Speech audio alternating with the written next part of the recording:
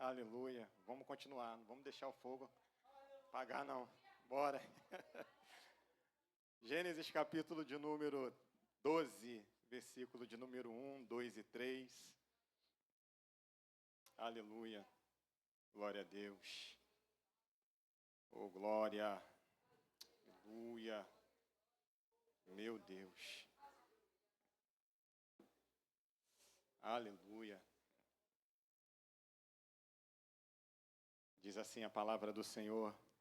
Ora, disse o Senhor a Abrão, sai da tua terra, da tua parentela e da casa do teu pai e vai para a terra que te mostrarei. De ti farei uma grande nação, te abençoarei e te engrandecerei o teu nome. Sê tu uma bênção. Abençoarei os que te abençoares, amaldiçoarei os que te amaldiçoares, e em ti serão benditas todas as famílias da terra. Amém? Podei vos assentar. Prometo aos irmãos que vou ser bem sucinto na mensagem. Favorando a Deus por uma palavra que Deus colocou no meu coração. A respeito das promessas na vida dos escolhidos. E aí não veio outra a não ser Abraão. Nós sabemos que o capítulo de número 12 do livro do Gênesis, ele mostra-nos o início de uma nova trajetória, a era patriarcal, o qual já é inserido no segundo bloco do livro do Gênesis.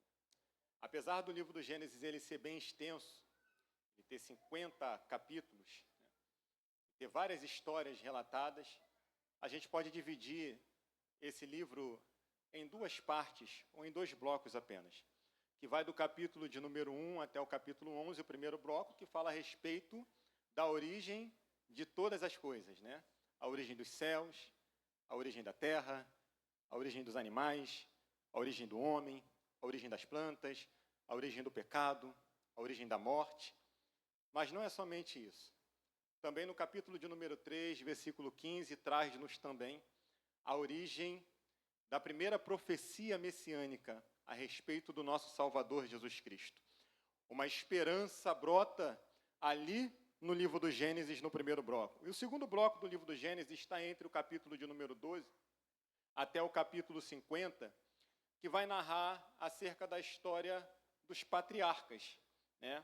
Fala a respeito da história de Abraão, a respeito da história de Isaac, de Jacó, de José, e também algumas passagens relacionadas aos filhos de Jacó, como episódio, né, de Simeão, né, e Levi, contra o filho de Siquém, né, do rei de Siquém, quando teve problema com a sua irmã Tamar, enfim. Né, vai narrar a história dos patriarcas.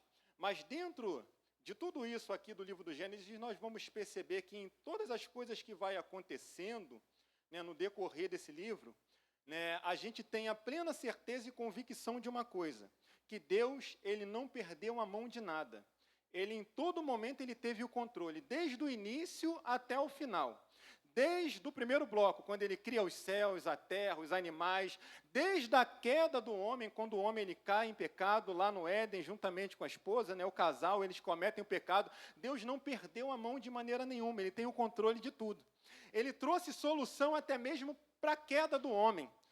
Qual foi a solução para a queda do homem? Aleluia! Nós cantamos aqui agora, Jesus Cristo sempre vai ser a nossa solução. Ele trouxe, aleluia, a solução para tudo, porque ele tem o controle absoluto de tudo. Quando nós deparamos com o segundo bloco, que é a partir do capítulo 12, né, a respeito da vida dos patriarcas, nós vamos ver que Deus ele não perde o controle, independente do comportamento equivocado de Abraão, de Isaac, de Jacó, né? De Jacó principalmente, dos filhos de Jacó, eles até mesmo cometendo erros constantes, Deus ele não vai se desesperar e perder o controle de nada. Ele tem o controle de tudo e acerta todas as coisas que o inimigo tentou colocar errado. Então nós vamos perceber a respeito disso. E o que eu quero falar? A respeito, aleluia, da vida de Abraão. da vida de alguém que foi chamado lá na terra do Ur dos Caldeus. Nós vamos perceber, irmãos, aleluia, que Abraão, ele, já na sua velhice, ele vai receber a chamada de Deus. Mas uma coisa que vai me chamar a atenção aqui, de imediato, estou correndo, né, é que Abraão, ele vai ser confrontado. No capítulo de número 12, do versículo 1 em diante, nós vamos perceber Abraão sendo confrontado. Na verdade, se nós pararmos para observar a trajetória, a vida desse homem, desse patriarca, desse homem que é o exemplo de fé para nós vamos ver que ele vai ser confrontado duas vezes. Ele vai ser confrontado no capítulo 12 e ele também vai ser confrontado no capítulo 22. Logo, a primeira vez que ele vai ser confrontado, Deus está confrontando Abraão a romper com o seu passado. Observe o que Deus vai falar para Abraão. Abraão, sai da tua terra, da tua parentela e da casa do teu pai e vai para uma terra que eu te mostrarei. É como que se Deus chegasse e apresentasse para Abraão naquele exato momento e falasse para ele: Abraão, chegou o momento de você parar de olhar para trás e ver a tua história. Chegou o momento de você parar de levantar o currículo que você se orgulha tanto de falar: eu tenho esse currículo, eu faço parte da família de Terá, eu faço parte de uma família boa, o clã familiar que eu tenho é de respeito, eu faço parte de uma posição muito boa, eu tenho uma estrutura. Chegou o momento, Abraão, de você parar, de ficar olhando para trás. Chegou o momento de você romper com o teu passado, porque eu tenho coisas com você mais à frente. E aquilo que eu tenho com você, ao passar, aquilo que você vive agora, Abraão, você é filho de Terá, você vive na terra do Ur dos Caldeus, você tem tudo, você tem riquezas, você tem prosperidade, você tem respeito, teu pai é um pai de respeito, sim, a tua família é de respeito, tudo isso ainda é pequeno ao que eu tenho para fazer na tua vida, Abraão. Deus então confronta Abraão ao quê? A romper com o seu passado. E romper com o passado é terrível, irmão, porque a gente precisa abrir mão de crises, nós precisamos abrir mão de traumas, e tem pessoas que não conseguem fazer isso de maneira nenhuma. Eu ouvi aqui o pastor pregando no aniversário, né, do nosso pastor Natanael, dizendo uma palavra interessante. Ele trouxe uma palavra, uma parte que ele falou, que nós precisamos mudar a página da nossa história, parar de ficar remoendo o passado, porque Deus tem coisas novas para nós, Deus tem coisas maravilhosas para nós. E assim aconteceu na vida de Abraão, irmão. Abraão, ele foi confrontado. E observe que a chamada de Abraão é como se fosse um funil. O que é isso? Todo mundo sabe o que é um funil. Não precisa botar ali, pedir para botar não, né? Todo mundo sabe o que é. Né? Você percebe que a boca ela é larga e vai apertando, apertando, apertando, e no final é o que é estreito. Mas tem um objetivo para isso. Aleluia. Observe que Deus vai falar para Abraão: Abraão, sai da tua terra. Vou apertar agora mais um pouquinho, tá, Abraão? Sai da tua parentela.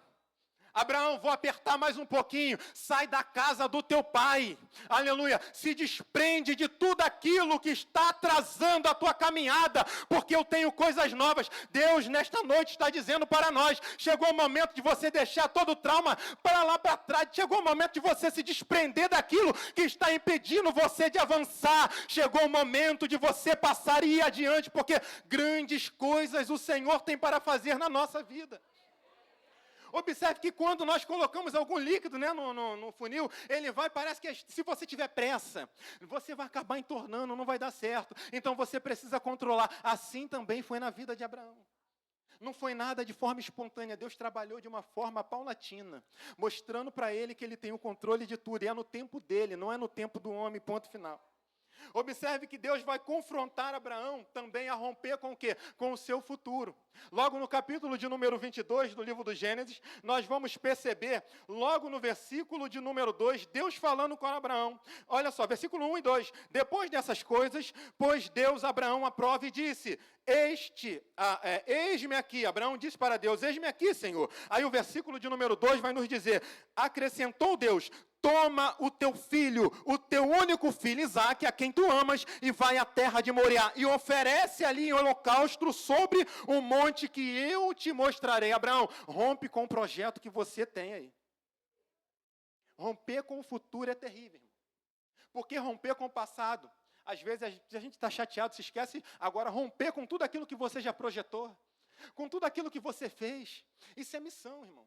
você projetou a tua vida, você fez tudo, você falou, eu vou fazer isso, eu vou fazer aquilo, eu vou estruturar. Foi assim na vida de Abraão. Na velhice, com 100 anos de idade, ele teve um filho. Aí, beirando já seus 120, 125 anos de idade, porque ali Isaac já tinha mais ou menos mais de 20 anos de idade ali, né? E naquele exato momento, Abraão já estava cheio de planos, já estava com sonhos. Eu vou casar meu filho, eu vou ter neto, eu não vou morrer sem ver meu filho casar. Todos os planos. Aí Deus falou, vou botar ele em prova. Eu vou agora fazer com que ele entenda, aleluia, que eu sou o Deus que faço coisas novas e coisas grandiosas, se ele for obediente à minha palavra, se ele for obediente ao meu chamado. Abraão, rompe com todo esse projeto que você fez aí. Chegou o momento de você mudar. É isso que acontece na nossa vida, aleluia. Em determinados momentos a gente programa tudo, né? A gente faz as coisas, a gente vai arquitetando todos os nossos planos, tudo. Aí Deus vai lá e fala, acabou, não é isso que eu quero para a tua vida. Eu tenho coisas novas, aleluia. E eu consigo contemplar pessoas aqui com semblantes mudados. Por quê? Porque teve planos no passado. Eu vou fazer isso, eu vou fazer aquilo. Talvez teve pessoas aqui que tentou fazer coisas que é contra a palavra de Deus. Em determinado momento, uma vez na minha vida, eu fui visitar um centro de recuperação e lá estava um sambista mais nomeado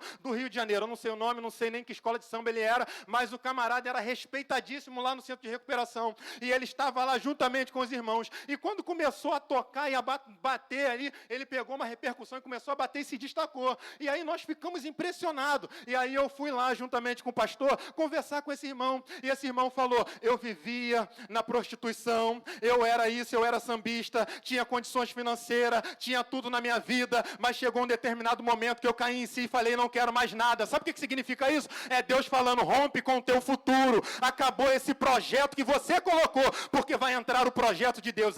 Quando Deus coloca um projeto dele na nossa vida, é porque vem coisas maravilhosas. Observe o que acontece com Abraão, observe o que acontece com Isaac, aleluia. Quando Deus resolve fazer com que nós somos desafiados a romper com o nosso futuro, Deus nos dá condições e Ele nos mostra que Ele é o Deus da provisão. Versículo de número 13, versículo de número 14 vai nos dizer a palavra de Deus, tendo Abraão erguido os olhos e viu atrás para si um carneiro preso pelo chifre entre holocausto, tomou Abraão o carneiro e ofereceu em holocausto no lugar do seu filho, e pôs Abraão o nome daquele lugar, o Senhor proverá. Daí disse até o dia de hoje, no monte do Senhor Deus se proverá. Quando você resolve romper com o teu passado, com o teu futuro, você coloca o futuro de Deus, deixa Deus trabalhar na tua vida e você vai avante. Deus vai trazer provisão para a tua casa, Deus vai trazer provisão, vai estruturar a tua vida.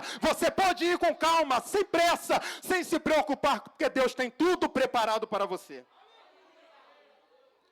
Quando você rompe com o teu futuro, se desprende e fala, não é mais eu que vivo, mas Cristo vive em mim, Deus vai trazer bênçãos inauditas para nós. Observe o versículo de número 17 em diante, que diz assim a palavra do Senhor, aleluia, que deveras, Deus falando para Abraão, deveras, meu filho, eu certamente abençoarei você e multiplicarei a tua descendência como as estrelas do céu e como a areia da praia do mar, e a tua descendência possuirá as cidades dos teus adversários, dos teus inimigos, nelas serão benditas todas as nações da terra. Repito aquilo que eu falei para você, Abraão, lá na terra dos caldeus, a tua descendência serão benditas sobre todas as famílias da terra, porque você resolveu obedecer a minha voz. Você está disposto a obedecer a voz do Senhor, está disposto a receber o chamado de Deus, então você vai receber a provisão de Deus, e Deus vai abençoar a sua vida, porque Ele é Deus de promessa. A primeira observação que eu faço aqui rapidamente é que, no que se diz respeito à chamada de Abraão, é que vale muito a pena, aleluia, glória a Deus, obedecer à voz de Deus. Vale a pena. E um ponto que nós precisamos observar na vida de Abraão, em a sua chamada, é que quando Deus resolve chamar Abraão, não foi por um projeto qualquer, foi para um projeto gigantesco. Deus chama Abraão lá na terra dos caldeus, aonde que ele tinha o nome de Abrão, pai exaltado, colocaste o nome dele dessa forma. Deus vai lá e fala, vou mudar essa história. Porque eu tenho uma chamada muito grande na vida de Abraão. E o projeto que eu tenho na vida de Abraão é gigante por demais, não é pequeno. Aleluia. Deus não chamou, aí eu vou aplicar para a gente aqui rapidamente, tá? Permita-me, por gentileza. Deus não chamou a gente para ficar esquentando o banco. Deus não nos chamou para ficar sentado, sem fazer nada. Deus te chamou, sabe por quê? Uma vez, quando eu tinha 9 anos de idade, eu cantava no Conjunto das Crianças, depois eu falei, eu não quero mais, vou sair da igreja. Aí eu no supermercado andando, minha mãe fazendo compra, eu andando atrás dela, um diácono que já está descansando no Senhor, me pegou pelo braço e falou, vem cá. Porque você não está indo mais para a igreja, meu filho? Eu falei, eu vou, vem cá. Eu nunca mais esqueci a palavra que ele falou. E todo mundo, nós temos um costume de ouvir isso. E você tem esse hábito de falar isso. Ele me pegou pelo braço assim, ele gigante, me pegou pelo braço e falou, Deus tem uma grande obra na sua vida. Aquilo ecoou em mim no mercado que eu fui para a igreja no domingo. Aleluia.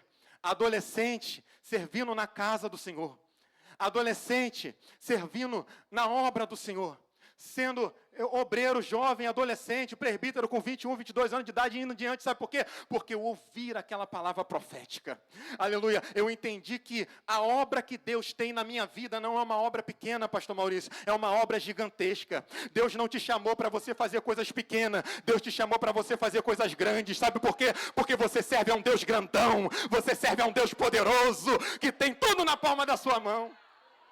Se o nosso Deus é grandão, a obra dele é grande. Se você está fazendo a obra dele, é porque você também vai fazer coisas grandes na terra. Aleluia, glória a Deus. E se prepara, porque se você vai fazer coisas grandes, você também vai receber poder de Deus para fazer, irmão. Aleluia, glória. A segunda observação que nós vamos fazer aqui rapidamente é que quando Deus resolve falar, muda tudo. Ele mexe com a estrutura, mexe com o ambiente. Logo você observe que Abraão, com 75 anos de idade, Deus faz questão de ir lá na terra dos caldeus. Agora, permita-me me dizer, o que era a terra dos caldeus? Era um ambiente ali na Mesopotâmia, aonde que era tomado no politeísmo.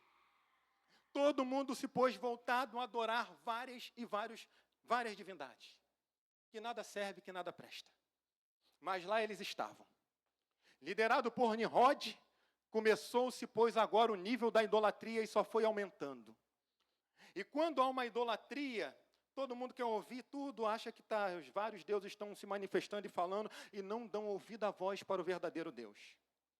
Mas o que me chama a atenção é que mesmo mediante um ambiente tomado de idolatria, onde as pessoas estão tapando os ouvidos para ouvir o verdadeiro Deus, aleluia, Deus ele faz questão de ir lá. Deus ele faz questão de invadir o ambiente. Sabe por quê? Porque Mesopotâmia não tem poder para impedir Deus entrar no território.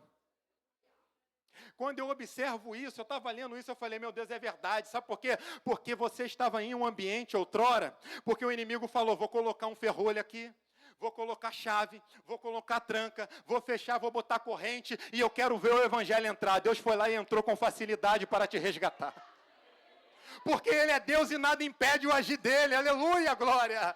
Operando Ele, quem impedirá? Não tem homem que impeça. Por isso que quando Jesus vai falar para os discípulos, ei, Pedro, e todos estavam ouvindo, tu és Pedro, e sob esta pedra eu edificarei a minha igreja, e as portas do inferno, todo mundo sabe disso, né? A porta é um ambiente de defesa, de proteção, é você, a igreja avançando, o evangelho avançando, andando, aí o diabo bota a porta e fala, você não vai avançar, vocês não vão avançar. Aí Jesus abre a boca e diz, as portas do inferno não prevalecerão contra ela. Não prevalecerão contra a igreja. Avance e vai à frente, porque Deus vai te dar a condição de você vencer na caminhada.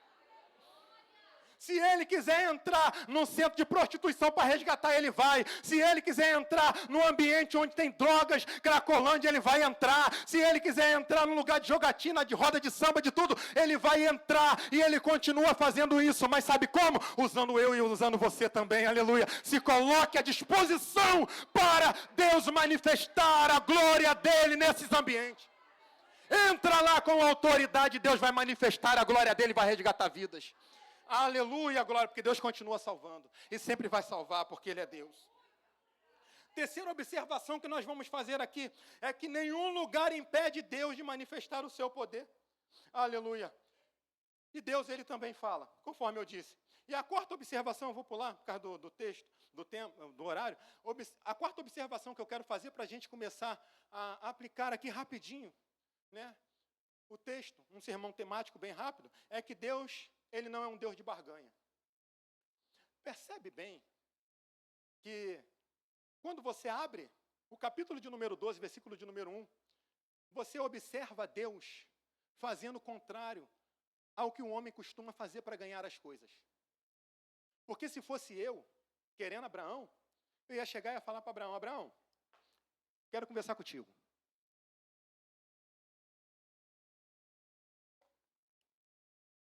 Quero conversar contigo, Abraão. Olha, tenho planos para você. Eu vou te dar um filho. E você será pai de uma grande nação. Eu vou engrandecer o teu nome. Mas você precisa fazer uma coisa. Sai da tua terra e da tua parentela. Deus não fez isso. Deus fez ao contrário. Porque Deus não é Deus de barganha. E Ele é soberano. Eu disse no começo que Ele tem o controle de tudo. Não falei? Então aqui Ele está mostrando o seu controle absoluto.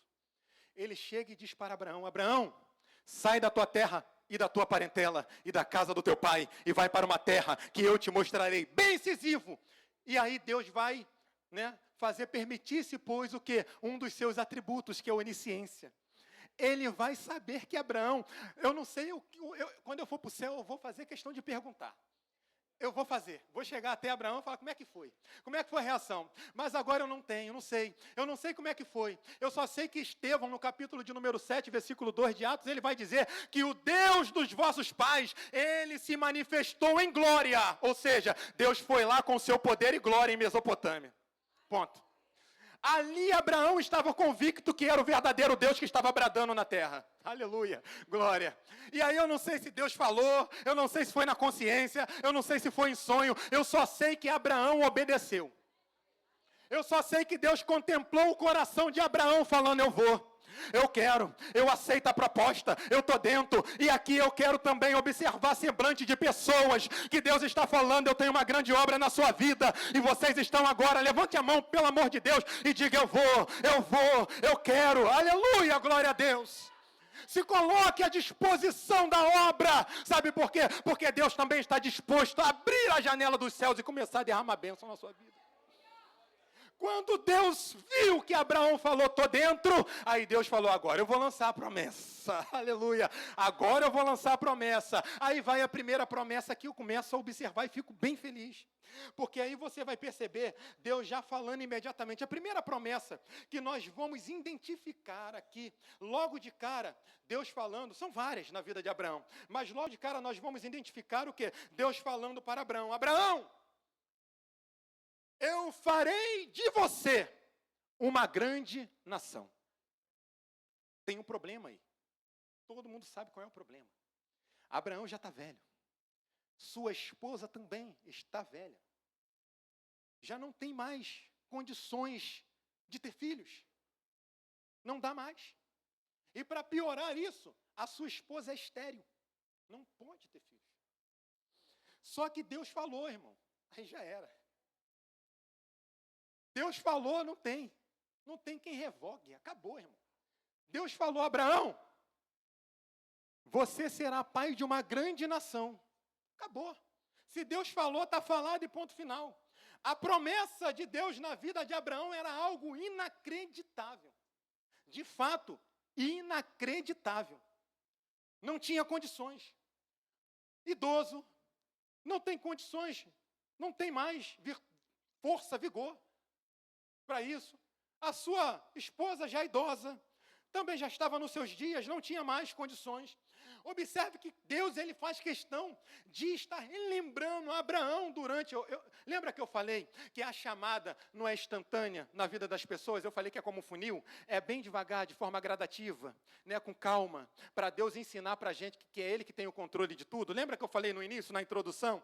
É Deus mostrando para aquele casal, eu falei, mas eu vou cumprir, calma. E Deus faz questão todas as vezes de se manifestar para Abraão e dizer, dizer: Abraão, eu tenho promessa para você. No capítulo de número 17, ele vai mostrar para Abraão que ele é o Todo-Poderoso. Esse Todo-Poderoso que Deus está querendo falar para Abraão é da raiz de Chad. O que significa isso? É seio. O que Deus está querendo falar para Abraão naquele exato momento? Abraão, não é aquele eu sou o grande El Shaddai que sai destruindo tudo. Não, Deus está chegando até Abraão e falando: Abraão, eu sou o Todo-Poderoso, aquele que te pega pelo colo, que te sustenta, que supre todas as tuas necessidades e faz se cumprir todas as promessas na sua vida. Deus faz questão de relembrar isso em todo momento, e nós vamos perceber no capítulo de número 18, também no livro de Gênesis, Deus recordando mais uma vez a Abraão, que ele teria um filho, e aí naquele exato momento, naquele episódio, nós vamos perceber que a sua esposa Sara, ela está no canto ouvindo a conversa, e ela dá um sorriso, ela ri, ela não acredita. Você questiona Sara? Você reclama dessa atitude de Sara? Se fosse você, você também estaria fazendo a mesma coisa, e até ver pior, até pior. Você até estava murmurando. Talvez você, irritado, iria entrar, abrir a porta, ou então abrir a cortina, a tenda, e ia falar: estou aqui, ouvi tudo, e até agora não aconteceu. Ia chutar tudo, pau da barraca e tudo. Sara só riu. Sabe por que Sara riu? Porque Sara colocou as promessas de Deus de acordo com os padrões humanos. E não é assim que funciona na obra de Deus, aleluia, não é assim que funciona. Quando nós andamos na rua e nós identificamos um cracudo, nós falamos: ali tem um viciado, isso e aquilo. Não, não é isso que Deus vê. Deus vê uma pessoa, aleluia, que pode se regenerar, que pode mudar de vida, aleluia, que é um grande homem de Deus. Se não aconteceu isso na minha vida, por que não pode acontecer? Deus não olha, aleluia, de acordo com a ótica humana, porque se ele trabalhasse conforme a isso, nada, a igreja não estaria de pé, você não estaria aqui, não estaria cheio, ninguém estaria dando glória a Deus e aleluia de maneira nenhuma. Sabe por quê? Porque nós não podemos julgar as promessas de Deus conforme a visão humana. Nós julgamos a promessa de Deus conforme o poder absoluto que Ele tem para fazer na nossa vida. E se Ele falou, está falado, acabou, vai se cumprir. E se cumpriu a promessa. Aleluia, glória. A segunda promessa que ele, quando viu que Abraão deu um ok, e falou: agora eu vou lançar mais uma promessa, eu vou engrandecer o teu nome. Você vai ser pai de uma grande nação. E não vai parar por aí, Abraão. Eu vou engrandecer o teu nome. Aleluia, glória. Não sabe o peso dessa palavra, irmão. Você não sabe o peso disso. Porque a palavra engrandecimento aqui vem da raiz de grande, gadol, no hebraico. O que significa isso? Alargar, expandir. É como se você pegasse uma tenda dobrada e começasse a puxar ela, abrir tudo para trazer proteção. É como se você, no tempo dos jovens não vai, mas no nosso, que já somos idosos, né? Pega aquela antena parabólica, não é antena parabólica não, antena analógica, que costumava puxar, né? Porque era pequenininha. Aí tu, pum, pum, pum, ia, né, para brincar de espada, depois é isso. É você alargar, é crescer o ambiente.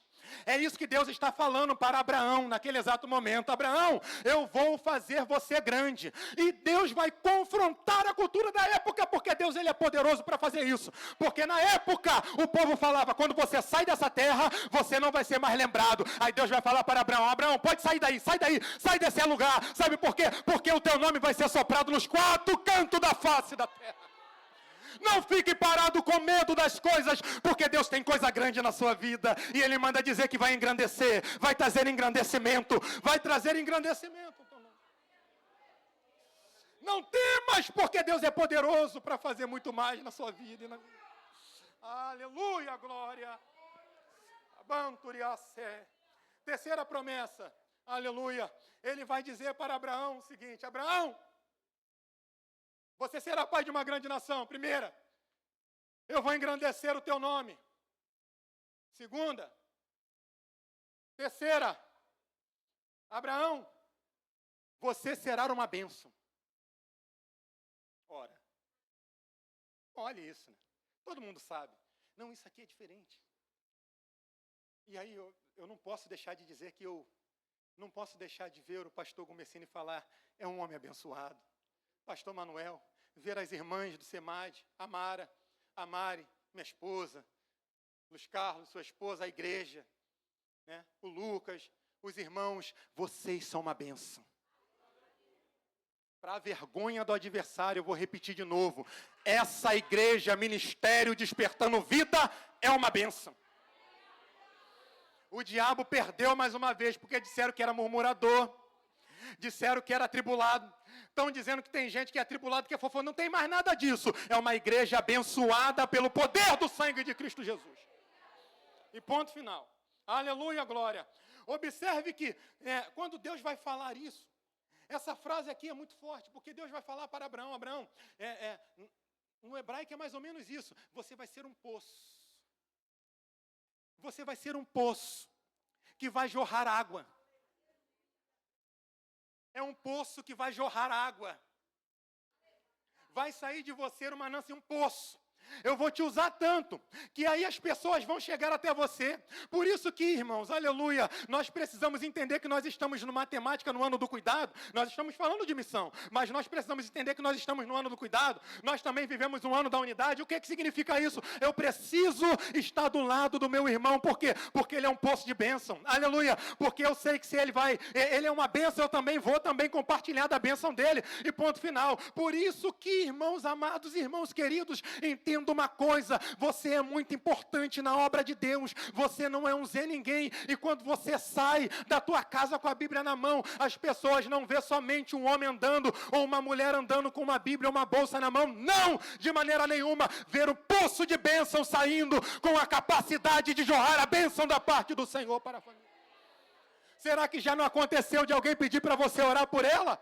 Será que já não aconteceu de você andar pelo caminho e Deus falar, vai para lá, não é aqui, é para cá? Será que Deus já não mudou rota? Sabe por quê? Porque essa água vai ter que jorrar nos todos os lugares e vai partir de você. Quarta promessa, para a gente encerrar aqui, é a conclusão. Né? Aqui se aplica a todos. Abraão foi poderoso. Então, permita-me, não vou ferir o texto. Não vou quebrar a regra da hermenêutica. Senão o pastor Manuel Flauzino vai... Não posso. Mas, lógico, né, a gente vai entender que dá para encaixar aqui. Por quê, irmãos? Isso que é bom ter homilética, né? Dá aquela adaptada. Por quê, irmãos? Porque a quarta promessa aqui se aplica àquilo que o pastor Manuel Flauzino leu no capítulo de número 1, versículo de número 8 do livro de Atos dos Apóstolos. Mas recebereis a virtude que há de vir sobre vós, e ser-me-eis testemunha, tanto em Jerusalém, como em toda a Judéia, em Samaria, e até os confins da terra. Deus está falando, eu vou dar poder. Eu vou dar poder. Abraão foi poderoso na terra. E a isso se aplica aos filhos de Abraão. Porque os discípulos vêm da descendência de Abraão. Ora, saí bem, graças a Deus. Os discípulos vêm da família de Abraão. Aleluia. A maioria eram judeus, né? Então, vamos lá. Deus está dizendo, Jesus está dizendo para os discípulos, vocês vão receber poder. Vocês vão receber poder. Mas isso não fica somente encarcerado e parado para a igreja, para os discípulos, para a descendência de Abraão. Ele vai se alargar. Essa promessa para toda a igreja. Ele vai dizer para toda a igreja. E logo, ele vai dizer para nós. Paulo, por que você vai dizer que ele vai falar para toda a igreja isso? Isso é simples. Porque essa promessa, em Atos capítulo de número 2, vai se cumprir para os judeus, para os israelitas. Beleza. Mas lá em Atos capítulo de número 10, também vai se cumprir para os gentios. Porque o Espírito Santo faz questão de invadir a casa de Cornélio e fazer a glória dele, inundar a casa daquele gentil, para mostrar que Deus é poderoso para manifestar a sua glória, tanto para judeu, tanto para gentil, e a glória dele é para a igreja. Deus está dando poder para a igreja, e Deus manda dizer para você nesta noite, receba poder da parte do Senhor. Um dos comentários que Beckman vai fazer, aleluia, em Atos capítulo de número 1, versículo de número 8, eu achei bem interessante, eu até anotei. Ele vai dizer o seguinte, esse comentarista, Cristo, em Atos capítulo 1, versículo 8, nos mostra simultaneamente duas coisas, o poder e o programa da igreja. Eu vou repetir, Jesus Cristo aqui, em Atos capítulo 1, versículo 8, nos mostra de uma forma simultânea Dois programas, o programa da igreja e também o poder de Deus. Ali, de uma forma, junta, unificada, nada separado. Aleluia. A igreja tem uma programação, a igreja tem um programa. E não pode fazer essa programação, esse programa sem o poder dele. Aleluia. O poder de Deus precisa se manifestar. E para se manifestar, precisa invadir a vida de alguém. É na vida da igreja. Aleluia. E logo nós entendemos, diz esse Bacon, ele vai dizer que o programa da igreja é a evangelização a todos os povos, e o poder pertence ao Espírito Santo. E se o poder pertence ao Espírito Santo, certa vez Jesus vai dizer para os discípulos, lá no livro de João, receba o Espírito Santo. E a Bíblia nos diz que eles foram tomados do Espírito Santo em Atos capítulo de número 1, versículo de número 8, capítulo de número 2, perdão. E nós vamos perceber que daí por diante o Espírito Santo nunca mais saiu da vida daqueles que resolveram levantar a mão e falar: Jesus, eu te aceito como meu Salvador. Jesus, eu te aceito como meu Salvador. Aleluia, glória.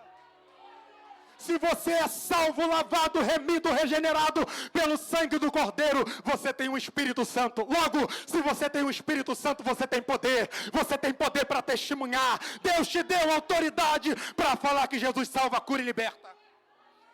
Por favor, se coloque de pé, por gentileza, com a autorização da igreja. Eita Jesus, aleluia, glória. Aleluia, glória. Logo, o Espírito Santo nos dá poder, e esse poder não pertence ao homem, não tem condições nenhuma. O poder não provém em bens financeiros, não é socioeconômico, não é posição, não é família, não é dinastia. O poder pertence ao Senhor. Disseste o salmista em Salmo de número 24, que do Senhor é a terra e a sua plenitude, e o mundo em que nele habita. Tudo pertence a Deus e o poder pertence a Ele. E logo, se nós somos o templo do Espírito Santo, aqui está alguém que é revestido de poder da parte do Senhor, aleluia, para fazer a obra. Você é cheio do Espírito Santo, aleluia, glória. Você é cheio de Deus. Não se coloca como alguém inferior de maneira nenhuma.